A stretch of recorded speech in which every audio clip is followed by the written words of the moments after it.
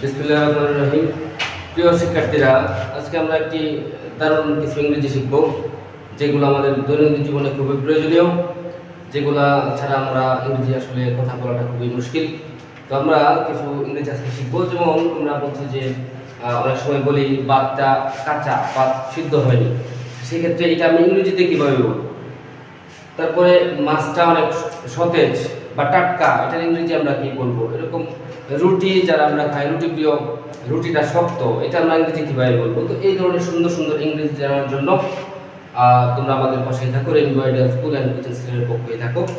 তো এখানে বলছে ভাতটা কাঁচা, এটার ইংরেজিটা হবে আসলে the rice is under cooked. The rice is under cooked. The rice মানে হচ্ছে ভাত, আর আন্ডার কুক কথা মনে হচ্ছে এখানে কাঁচা, অর্থাৎ যায় কোনোভাবে সিদ্ধ হয়নি।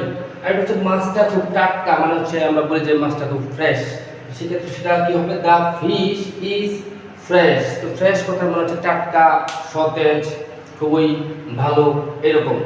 রুটিটা শক্ত হয়ে গেছে, তো শক্ত মানে হচ্ছে যেটা অনেকক্ষণ আগে হয়তো বানানো হয়েছে, রুটিটা অনেক শক্ত হয়েছে। The bread has become hard. তো হার্ড কথা মানে আমাদের যে কঠিন বা শক্ত, সেক্ষেত্রে আমরা বলবো the bread has become hard.